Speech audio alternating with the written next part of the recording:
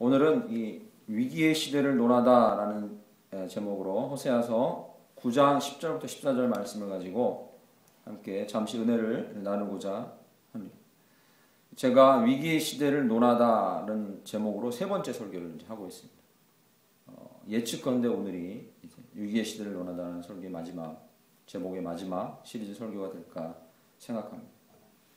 제가 일부러 이러한 제목을 정하려고 한 것은 아니고요. 하나님께서 말씀의 순서 따라 묵상하고 또 설교를 나누게 하시면서 이 제목을 정할 수밖에 없게끔 인도하시고 계시다라는 걸 강하게 느낄 수가 있습니다.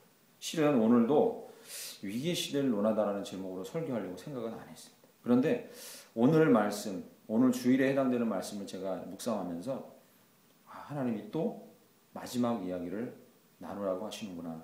그 마음으로 나눕니다. 이 시대를 말하면요. 한 단어로 규정하면 넘쳐나는 시대입니다. 넘쳐나는 시대. 제조업을 통해서 만들어낸 상품이요. 너무나 많아서. 그러시죠? 안 쓰는 물건들이 보통 집에는 재어져 있습니다. 그게 뭐 작은 것부터 시작해서 큰 것까지. 또한 기술 개발은 얼마나 빨리 되는지 기술 개발을 통한 상품이 엄청나게 많이 넘쳐나는 시대입니다. 앞으로요. 직업을 찾기 힘들거나 헤매는 청년들이 있으면 3D 프린터를 꼭 배워둘 것을 강력히 권고드립니다. 강력히 권고드립니다. 예, 3D 프린터 아시죠? 팔이 이렇게 나와가지고요. 기계팔이 나와서 미리 기계팔 안에다 재료를 넣고 그것이 컴퓨터 프린팅 기계에 연결돼서 원하는 물건을 3D 입체 프린터로 넣기만 하면 컴퓨터 안에 입력하면 팔에서 재료가 나와가지고 이 재료가 움직이면서 만듭니다.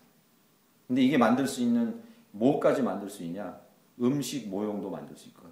물론 어느 정도 먹을 수 있는 음식 모형까지 만들 수 있고요.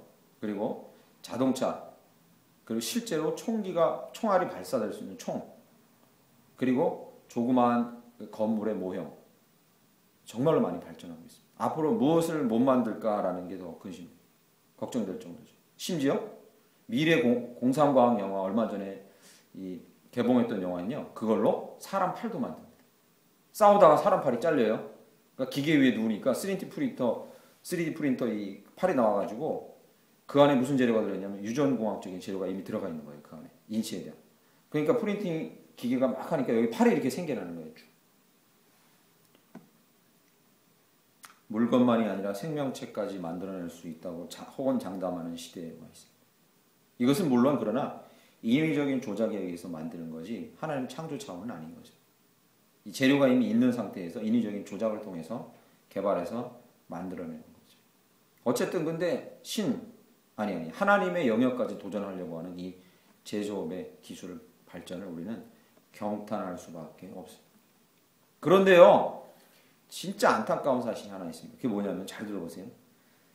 이 인위적인 조작을 통해서 기술 개발을 통해서는 못 만들 게 없는 시대인데 안타깝게도 창조적이며 역동적인 유기적인 생산을 통해서 생명이 생명을 만드는 역사는 점점 사그라들고 있습니다.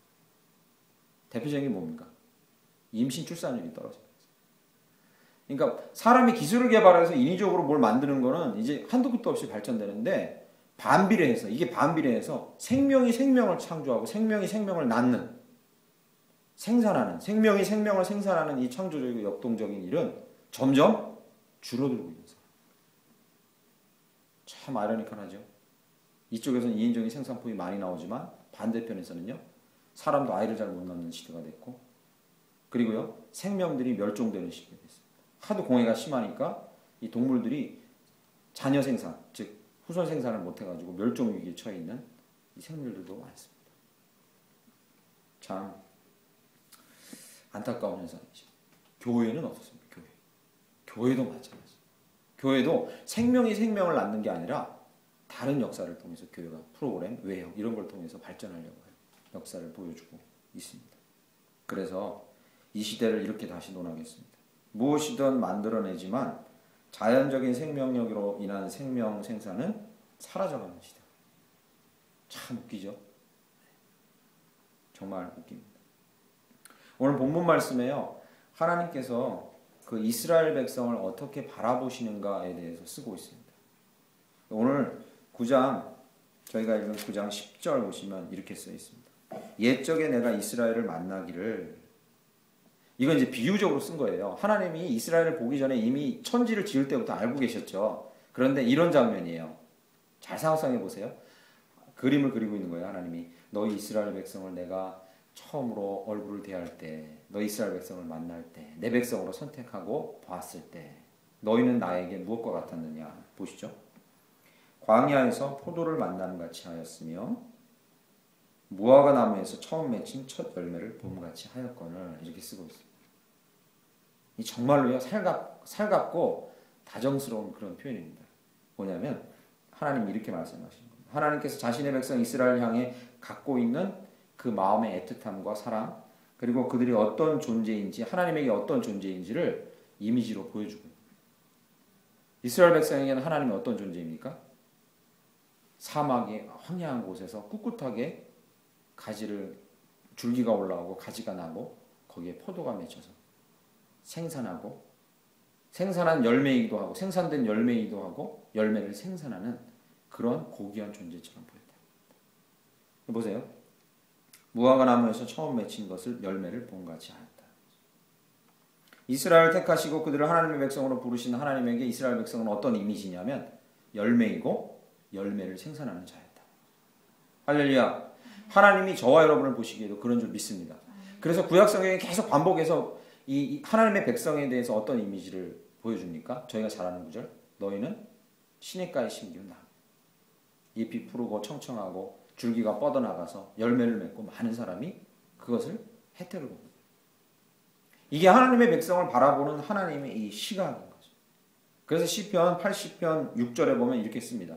주께서 한 포도나무를 애굽에서 가져다가 가나안 땅에 하나님을 거역하는 백성을 다 몰아내고 거기에 내가 그 나무를 심었다. 이렇게 시편을 쓰고 있습니다. 이게 더 오늘 본문 말씀 10절을 자세하게 설명해 주는 구절이죠. 그러니까 하나님에게 그 백성은 누구냐면 척박한 땅에 고귀하게 심겨진 열매를 생산하는 나무다. 할렐루야. 여러분은 그런 존재입니다. 여러분은 그런 존재. 출애굽과 가나안 시편 80편에서 너희를 애굽에서 내가 가져다가 여기에 심었다고 했는데요. 이거 출애굽을 얘기하는 거죠. 이스라엘에서. 이건 우리 신약 시대에게는 무엇을 얘기합니까? 너희를 죽음에서 가져다가 사단의 권세 아래서 빼내서 내가 여기에 심었다. 즉 내가 2015년을 사는 더 충만한 교회 지금 예배하러 나온 너희들에게 내가 너희를 어떻게 보고 있는지 말해줄게. 너희를 죄악에서 빼내서 열매 맺는 자로, 생산하는 자로 삼기 위해 지금 거기다 심어놓은 하나님이다. 이렇게 말씀하십니다. 생산의 이미지죠. 하나님의 백성의 가장 큰 이미지가 뭐냐 하면요, 단연 열매 생산의 이미지인 거죠. 지금 시대가 어떤 시대라고요? 인위적으로 뭘 만들 수 있지만 자기 자신은 생산을 못해요. 이런 시대가 되어버렸습니다. 그러나 하나님께서 우리를 이러한 시대에, 이 척박하고 불임의 시대에, 생산을 못하는 이 시대에 우리를 생산자로 이곳에 심어주셨다. 계속해서 영적인 생명을 낳고 영적인 생명뿐만 아니라 우리를 삶을 통해서 하나님의 하늘의 풍요가 이 땅의 물질의 풍요로도 세상 가운데 계속 흘러가도록 생산자로 우리를 영적, 물질적 생산자로 여기 심어주셨다. 얼마나 놀라운 일입니까? 그래서 사도 바울도요, 자기 제자 디모데에게 자꾸 뭐라고 부르냐면 내가 낳은 아들 디모데야. 그리고 디모데에게 또 뭐라고 얘기하냐면 너는 마땅히 누구를 품고 잉태하고 해산의 고통을 겪어 누구를 낳아야 된다. 계속 생산하는 이미지가 계속 성경에 이 하나님의 백성이 주요한 이미지라고 흘러가고 있는 겁니다. 중요한 얘기죠. 우리는 영적이고 물질적이고 얼마든지 많은 것들을 생산해낼 수 있는 그런 존재로 선택받았다라는 겁니다. 그런데 이러한 우리 존재에, 하나님 백성의 존재에 문제가 이제 생깁니다. 어떤 문제가 생기냐? 10절 말씀 하반절 보시죠. 무화과 나무에서 처음 맺힌 첫 열매를 봄같이 하였거늘 그 뒤에 그들이 바알볼에 가서 부끄러운 우상에게 몸을 들이므로 저희가 사랑하는 우상같이 가증하여 졌도다. 이렇게. 여기 문제가 생깁니다. 이러한 존재로 부름받았는데 문제가 생기는데 그 문제가 뭐냐면 우상을 숭배하며 하나님에게서 떠나갔다. 자기를 생산자로 세워주신 그 하나님에게부터 끊어져서 생산력이 끊어져 버렸다. 바알부올이라는 사건이 나오죠. 여기 바알부올에게로 가서 이 바알부올은요 민수기 25장에 나오는 사건인데 하나님의 백성이 시딤이라는 곳에 머물러 있을 때 광야길을 가다가 시딤에 머물러 있을 때 너무 자기들이 무력하고 그리고 먹을 것도 없고 힘들어서 막 불평을 하다가 이제 암몬 자손의 여인과 음행을 하기 시작합니다. 그 주변에 있는 암몬 자손 여인과 모압 자손 여인과 음행을 하는데 음행을 하는 것까지는 좋은데 결혼도 하고 한 것까지는 좋은데 또 거기에 하나님이 하지 말라고 하셨지만 결혼을 거기 우상들을 가져다가 섬기기 시작합니다. 잠시 여행길에 광야를 거쳐가다가 그렇게 막 우상 숭배까지 하게 됩니다. 그래서 그때 하나님께서 이 연병을 내리셔서 끔찍한 연병을 내리셔서 2만 명 이상이 죽는 사건이 바로 이 바알부올 사건입니다. 그때 섬긴 신이 바알부올이거든요. 그 사건을 지금 얘기하고 있는 거예요. 말하자면 생산력이 풍부한 자로 우리를 부르셨으나 우리가 그 하나님을 떠나서 어떠한 상태에 빠지게 됐는지 10절 말씀에 쓰고 있습니다. 이스라엘 백성이 실제로 그랬거든요. 하나님께서 많은 것을 생산하기 위해 이 많은 것을 생산할 수 있는 자들로 부르셨으나 그는 바알부올 사건처럼 하나님을 배반하고 떠나게 되었다. 이렇게 얘기합니다. 그러면 하나님을 떠나고 배반한 자들의 결과가 어땠는지 그 결과를 11절에 얘기합니다. 보시죠. 에브라임의 영광이 새같이 날아가리니 해산하는 것이나 아이 베는 것이나 임신하는 것이 없으리라. 이렇게 얘기합니다. 앞에 보시죠. 에브라임의 영광이 새같이 날아가리니. 여기 에브라임은요 이스라엘을 얘기합니다. 이스라엘의 별명이거든요. 에브라임의 영광이 새같이 날아간다. 이렇게 얘기해요. 하나님을 떠난 결과가 영광이 사라진다는 거예요. 새같이 날아간다는 게 영광이 갑자기 사라진다는 겁니다. 왜 하필 하나님을 배반한 그 결과를 영광이 사라진다라고 표현했을까요? 좀 특이한 표현이죠. 영광이 사라진다. 사무엘상 4장 21절은 오늘 본문 말씀 11절에 이 영광이 새같이 날아간다는 사건을 설명해 줍니다. 사무엘상 4장 21절에 어떤 이야기가 나오냐면 사무엘이 있을 시절에 그 앞에 제사장이 누구였죠? 엘리. 그렇죠? 엘리에게는 아들이 있었습니다. 홈노와 비나스. 그런데 블레셋이 자주 쳐들어왔는데 그 블레셋과 대항하기 위해서 이스라엘 백성이 언약궤를 가지고 나갔다가 언약궤가 블레셋에 뺏기는 사건이 일어납니다. 아시죠? 언약궤는 빼앗기고 그리고 참전했던 사람들이 죽습니다. 비나스도 죽습니다. 그때 이 전쟁터에 나간 이 이스라엘 백성을 위해서 기도하고 있던 엘리와 그리고 비느하스의 부인이 그걸 듣고 언약궤가 빼앗기고 이스라엘이 졌다는 이야기를 듣고 이 비느하스의 부인이 임신하고 있었죠. 만삭이었는데 임신하고 있었는데 죽어가면서 아이를 낳으면서 그 아이에게 지은 이름이 뭐냐? 이가봇입니다. 이가봇. 그 이름의 뜻이 뭐냐면요. 이겁니다. 여호와의 영광이 떠나갔다. 여호와의 영광이 떠나갔다. 그 본문에도 아주 재미있습니다. 왜 하필 패전의 소식과 언약궤를 뺏긴 이야기를 전했을 때 임신한 여인이 에나타가 죽으면서 이가봇이라는 이름, 여호와의 영광이 떠나갔다는 이름을 왜 임신한 여인의 입을 통해서 그 아이에게 그 이름을 지어주면서 그 단언적인 설명을 이스라엘 백성에게 선포했을까요? 영광이 떠났다. 왜 임신한 여인에게? 여호와 하나님의 영광이 직접적으로 드러나는 사건이 뭔지 분명히 보여줍니다. 그게 뭐예요? 생산을 하긴 했는데 영광이 떠나간 아이를 준 거예요.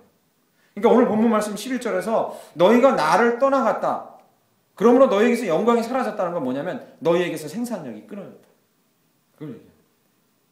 내 영광이 떠났기 때문에 내가 너희와 함께하지 않기 때문에 내가 너와 동행하지 않기 때문에 너희에게 직접적으로 나타나는 첫 번째 결과는 뭐냐면 뭐라고요? 생산력이 끊어진다. 생산력이 끊어진다. 이 자세한 증거가 11절부터 14절까지 계속 등장합니다. 한번 살펴보실까요? 제가 드린 말씀이 본문에도 증명됩니다. 영광이 떠나갔기 때문에 일어나는 일 11절 후반부에 영광이 새같이 날아가리니 해산하는 것이나 아이 베는 것이나 임신하는 것이 없으리라. 영광이 떠나간다는 이 말이요. 하나님이 함께 하시지 않는다는 직접적인 결과가 뭐냐면 바로 생산력이 끊어진다. 생산력이 끊어져버립니다. 12절 말씀 보시죠. 혹 그들이 자식을 기를지라도 내가 그 자식을 없이 하여 이렇게 혹 아이를 생산해서 낳는다 할지라도 그들을 길러낼 수 없는 상황이 될 것이다. 생산력과 관련된 거죠. 그 아이를 키울 수가 없어요. 아이가 병들어 죽게 되거나 생산할 때 건강한 아이를 생산하지 못해서 병들어 죽게 되거나 또는 각양 이유로 아이들이 살아남지 못할 것이다. 13절 보시죠. 13절. 내가 보건대 에브라임은 아름다운 곳에 심긴 두루와 같으나 그 자식들을 살인하는 자에게로 끌어내리라. 이것도 아이들이 계속해서 건강하게 자라는 조건을 방해하는 것과 관련이 있습니다. 아름다운 두루에 심긴 자들 같지만 그 자식들을 키울 곳이 없어서 자식들이 자꾸 주변 이웃과 살인하는 자, 즉 이방인들에게 죽음을 면치 못할 것이다. 생명이 이어지지 못할 것이다. 마지막 14절이요. 여호와여 그들에게 주소서 무엇을 주시려 하나이까? 아이 베지 못하는 태와 젖없는 유방을 주시옵소서. 무슨 말입니까? 이제 아예 생명을 생산할 수 있는 근원 자체가 말라버려요. 아이 베지 못하는 태, 즉 불임. 이 말씀을 통해서요, 하나님께서 우리에게 분명하게 얘기해 주시는 것은 하나님이 이스라엘을 선택한 이유도 하나입니다. 그들을 열매 맺는 생산하는 백성 삼기 위해서. 저희를 택한 목적도 분명하다는 겁니다. 생산하고 열매 맺고 영적인 물질적인 풍성한 것들을 열매 맺는 자로 저희를 택하셨다는 거죠. 하나님과 관계가 끊어지거나 관계가 느슨하거나 또는 하나님을 심지어 외면하거나 하는 자들이 받는 가장 큰 고통이 뭐냐면, 어려움이 뭐냐면 바로 이 생산력이 사라진다. 이 시대와 너무나 이 시대를 향한 말씀입니다. 이거는 이 시대를 향해서 하나님이 하시는 경고입니다. 이 시대의 상황을 지금 잠깐 볼까요? 잠깐 보겠습니다. 하나님께서 이 세상을 움직이는 두 축으로 준 게 뭐냐면 결혼과 노동입니다. 결혼해서 가정을 꾸리고 아이를 낳는 것과 노동하고 쉬는 게 이 세상을 움직이는 두 가지 축입니다. 하나님이 주신 거죠. 창조 때. 지금 세상을 보십시오. 하나님 앞에 서 있지 않으니까 가장 먼저 깨지는 게 뭡니까? 노동과 가정이죠. 가정이 깨지고 일과 쉼의 균형이 깨져서 사람들이 고통받는 게 아닙니까? 가정이 깨지고 그 안에 아이가 생기거나 아이가 자라는 환경이 되지 못하는 거죠. 그래서 얼마 전에 통계도 나왔는데 우리나라에 한 집에 2명 이상이 살지 않는, 즉 2명 사는 가정이 반이 넘습니다. 아십니까? 그리고 1명 사는 가정도요 거의 한 20% 넘짓합니다. 이게 우리나라 그 주택 통계에서 나옵니다. 이제 더 이상 뭐 아내 자녀가 없고, 육신적인 자녀는 그것도 문제지만 심각한 건요, 교회 안에도 자녀가 없습니다. 이제 사람이 늘어나지 않습니다. 영적인 사람들이 늘어나지 않습니다. 영적 불임의 시대와 육신적인 불임의 시대가 도래한 거죠. 왜요?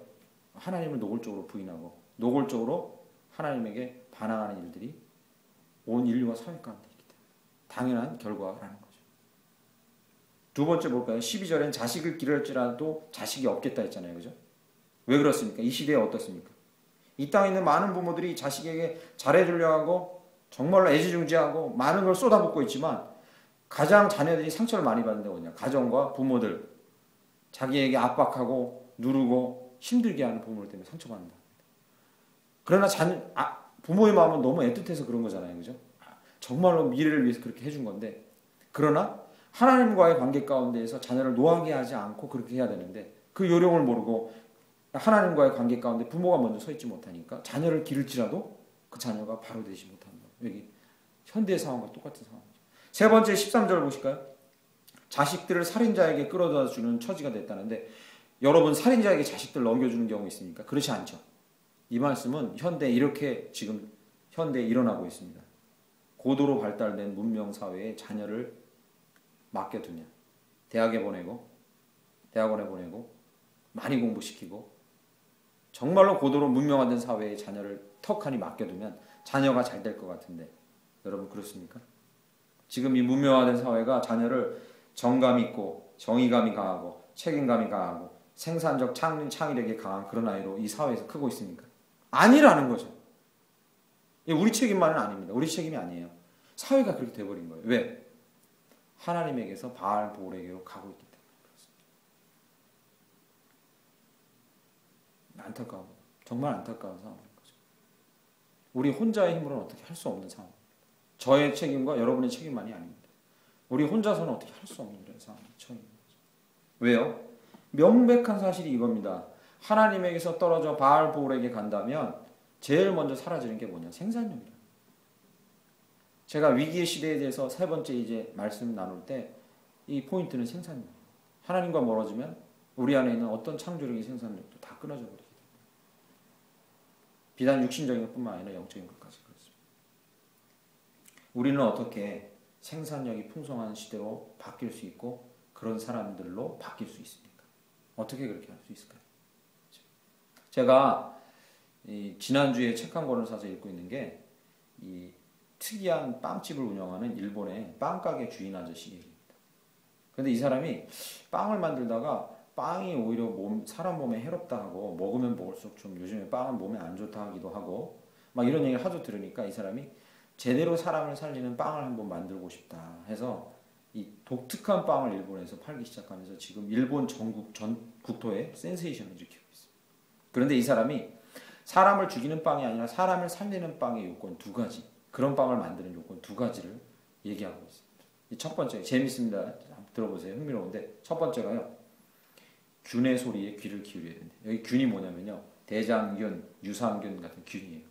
근데 이 균이라는 게 희한한 게 뭐냐면 균은 순수한 자연 창조물이나 자연 생산물들에게는 친구처럼 반응한답니다. 야, 이리 와, 이리 와. 너 나랑 친구하자 해서 균이 그러한 순수한 자연 생산물에게 가서는 같이 결탁돼서 유산균이 되거나 좋은 균이 된대요. 그럼 우리가 먹으면 좋은 거죠. 그런데 이 균이요. 인위적인 생산물 있죠. 사람이 비료를 주고 사람이 화학 비료를 주고 사람이 단백질 비료를 준 생산물들한테는 균이 가서요. 그걸 죽인답니다. 왜요? 너 사람 몸에 들어가면 안 좋으니까 빨리 죽어서 흙으로 가라 하면서 막 죽인대요. 또 하나는 뭐냐면요. 순환의 자연스러운 흐름을 존중해야 합니다. 순환의 자연스러운 흐름을 존중해야 합니다. 죽고 다시 살고 죽어서 흙으로 돌아가고 다시 사는 이 순환에 순응하는 삶을 살아야 된다는 거죠. 그런데 이 사회가 그러한 순환의 흐름을 자꾸 깨고 있고 깨야 돈을 많이 벌기 때문에 깨기를 원하는 거죠. 어떻게 해요? 죽지 않도록 빵에다가 방부제를 많이 넣어서 흙으로 못 들어가게 해요. 오랜 시간 흙으로 못 들어가게 해요. 순환이 안 됩니다. 이 사람이 발견한 주창한 내용은 두 가지예요. 균의 소리에 귀 기울이고 순환을 자연스럽게 해서 흐름을 존중하자. 아, 목사님, 그거 답입니까? 그 책 읽으면서 진짜 그렇게 살아봤으면 좋겠다 하고 감동을 많이 얻었어요. 그러나 그건 답이 아닙니다. 그건 본질적인 답이 아니에요. 그건 본질적인 답이 아닙니다. 그러면 우리는 어떻게 생산하는 이 주체가 되고 생산 시대로 살아갈 수 있는가? 어떻게 해요?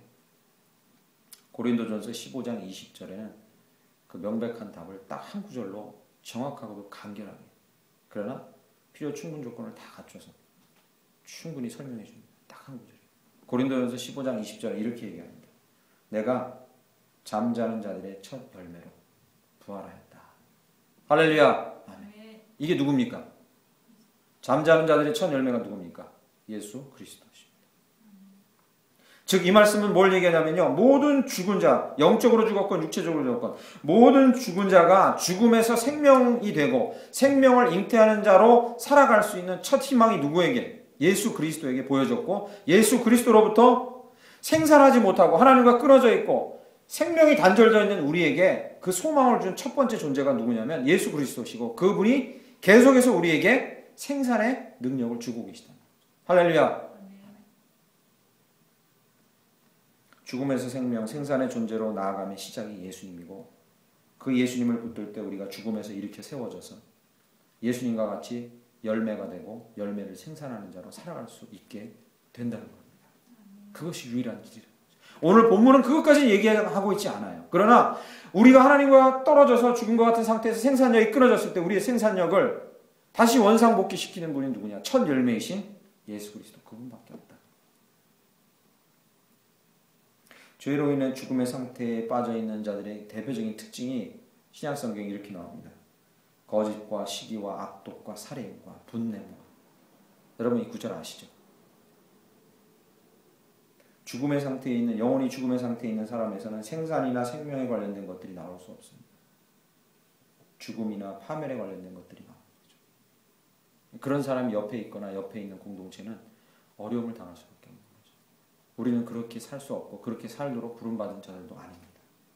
저희는 첫 열매이신 예수 그리스도를 신뢰하고 믿음으로 예수의 피로 인해서 새로운 생명, 생산하는 생명으로 거듭난 자들인 줄 믿습니다. 이들의 가장 큰 특징이 무엇입니까? 자기가 열매가 되고 생명이 넘쳐나는 생산하는 존재로 살아갈 수 있게 된다는 거죠. 예수 그리스도는 공생의 기간 동안에 살리는 일에 집중하셨고 첫 열매처럼 살리는 일에 집중하셨고 많은 사람을 살렸습니다.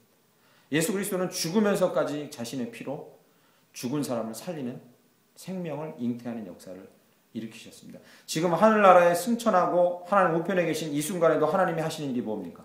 요한복음 10장 10절 말씀처럼 생명을 주고 풍성히 주는 일을 하나님 예수님이 하고 계시다. 그 예수 그리스도를 붙들 때에만 우리는 다시 생산하는 자로 살아갈 수 있게 된다라는 겁니다. 생명력 넘치는 자로 생산하는 자로 이 땅 가운데 살아가시길 간절히 축원합니다. 사람들은 입만 열면 하나님의 나라를 위해 살고 하나님 나라가 이 땅에 이루어지기를 위해서 살고 싶다고 그것이 우리의 비전이라는 걸 모든 성도들은 한 명도 빠짐없이 다 알고 있습니다. 하도 하나님 나라를 주창하니까요. 그 구체적인 방법이 무엇입니까? 바로 우리 안에 있는 생명력으로 생산해내는 겁니다. 우리 안에 있는 끊임없는 생명력으로 예수께로부터 온 생명력으로 우리 주변에 있는 사람들에게 생산하는 일, 생명력을 끼치는 일을 통해서 그들을 살려내는 일, 변화시키는 일. 그것이 하나님 나라를 확장하는 길입니다. 영혼을 잉태하고 생산하는 교회, 그것이 교회가 할 일이고 영혼을 잉태하고 영혼을 변화시키고 영혼들에게 생명력을 끼쳐주는 일이 바로 구원 얻은 자가 할 일이라는 거죠. 하나님의 백성들이 할 일이라는 겁니다. 제가 어저께 토요일날 설교 준비를 하려고요. 교회 오전에 나와서 저 빨간 테이블에 앉아가지고요. 노트북을 켜놓고 말씀을 펴놓고 설교 준비하려고 다 했는데 본문 말씀이 너무 무겁잖아요. 그 성도님들 보시면 너무 무겁죠? 무슨 해산하는 태가 다쳤고 저지 안 나오는 유방인도 본문이 어려워요. 하나님 이거 어떻게 합니까? 자꾸 성도들한테 좀 달고 오면 좀 은혜의 말씀을 전하고 싶은데 너무 어려워요. 본문이 지금 막 이렇게 기도하는데 갑자기요 카톡 하고서 카톡이 울리는 거예요. 카톡이 울려가지고 야 무슨 카톡이 왔을까 하고 열어보니까 저기 제가 좀 먼 지역에서 여기서 사역하던 교회 집사님 한 분이 카톡을 보냈는데 다른 내용은 아무것도 없고 이 영상 파일이 하나 온 거예요. 음성 파일이. 그러니까 딱 틀었더니 노래가 나오는 거예요. 노래가 뭐냐면 주님 말씀하시면 내가 나가리다 이게요. 되게 구성지게 나오더라고요. 아주 잘 부르는 분이. 그래서 그 찬양을 탁 들으면서 너무 은혜가 돼서 이렇게 거기 심취해 있는데 두 번째 카톡이 카톡 하고 온 거예요. 그 보니까 이제 그분이 이제 음성 파일을 보낸 다음에 거기 설명을 왜 그걸 보냈나 이제 설명을 주시는 거예요. 저랑 아주 그렇게 신부관계 아주 가까운 분은 아니지만 그래도 종종 카톡을 주세요. 근데 그 요지는 이겁니다. 자기가 그 찬양을 아침에 듣다가 그 말씀대로 살려고 몸부림쳤지만 잘 안 되는 자기 자신을 보면서도 하나님이 위로하시는 걸 들으면서 막 눈물이 너무 났대요. 그러면서 그 다음이 요지입니다. 그럼 제가 하는 얘기가 목사님도 여기 부목사로 있을 때랑은 좀 다르겠죠. 개척교회 하시는데 힘든데 힘내세요. 이렇게까지 쓰고 그 다음에 이렇게 썼어요. 찬양 절대 잃어버리지 마세요. 이렇게 썼어요. 그러니까 이제 이 힘내시되 그 구체적인 방법은 뭐냐면 당신 안에 있는 그 생명력에 대해서 찬양을 부르면서 이렇게 일어나는 자기도 그걸 느낀 거죠. 찬양을 부르니까 막 이렇게 안에서 힘이 솟구하는 거. 그러니까 목사님도 찬양하는 거 잊지 마세요. 이러면서 이제 카톡을 마무리했습니다. 이 뭐냐면 저는 이제 그때 그렇게 느낀 거죠. 이 생명력을 가진 사람은 주변에 영향력을 미칠 수밖에 없습니다. 난데없이 토요일날 아침에 그것을 이렇게 문자로 주고 그리고 그것을 뭐 들어보라고 간절한 마음으로 보내주는 건 단 하나의 이유뿐인 거죠. 자기 안에서 계속 뭔가가 일어나는데 그걸 주체할 수 없는 마음 때문입니다. 생명력이라는 거 꼭 뭐 돈을 많이 주거나 또는 뭘 많이 주는 이런 게 아니라 자기 안에 주체할 수 없이 일어나는 그 예수 그리스도의 생명에 대해서 그것을 흘러가게 할 수밖에 없다. 그게 생명력의 특징이라는 거죠. 그런데 이 시대는 그걸 잃어버린 거죠. 이 시대 상황이 그렇게 그것을 차단해버리기 가장 좋은 상황이 돼버린 게 관계가 서로 없다는 거예요. 그게 차단되어 버렸어요. 생명의 옆으로 흘러가고 그것이 영향을 미치는 것이 차단되어 버렸어요. 방법은 하나입니다. 지금은 대단한 위기입니다. 첫 열매가 되신 영원하신 우리 주 예수 그리스도, 우리 안에서 우리가 우리 자신을 누르려고 해도 누를 수 없게끔 감당할 수 없는 생명력으로 우리 안에서 용서 좀 치게끔 우리 안에서 역사하시는 그 예수 그리스도의 생명력만이 우리를 생산하는 자로 이 땅에 다시 한번 쓰이게 해주실 줄 믿습니다. 그래서 바라기는 더 충만한 교회, 이 교회 자체와 이 교회에 속해 있는 모든 성도들께서 일터와 가정에서 우리 성도들의 각자 우리 자신의 마음 가운데 있는 예수 그리스도의 생명력으로 말미암아 우리 많은 결실을 맺는 귀한 역사가 있길 간절히 축원합니다. 세우는 말, 선한 양심, 이것들을 통해서 가정과 동료와 우리 맡겨진 곳에서 풍성하고 충만케 하는 역사가 우리로부터 흘러가게 됩니다. 하나님이 우리를 그걸 위해서 부르셨기 때문에 반드시 그 일은 우리를 통해서 일어날 줄 믿습니다. 마지막으로 바라기는 이 나라가 그러한 역사가 있기를 소망합니다. 우리 찬양하고 우리 고백과 간구를 하나님께 올려드립니다. 먼저 고백하실 때 하나님, 제 안에 혹시라도 제 안에 메마른 것이 있다면 그것은 예수의 생명력에 대해서 우리가 안고 있고 갖고 있지만 간절히 바라고 절감하지 못하는 우리의 마음이며 소극적인 마음, 혹시 또 우리의 마음 가운데 예수께서 일하시는 걸 알면서도 우리가 화합하고 순종하고 반응하지 못하는 것이 아닌지, 하나님 이 시간에 제 마음을 보고 제 안에 역사하시는 이 놀라운 예수 그리스도의 생명력으로 생산하는 자로, 열매 맺는 자로 살아가게 해달라고, 많은 사람에게 선한 영향력 미치는 자로 살아가게 해달라고 우리 간구를 드리며 결단을 올려드리며 나아가게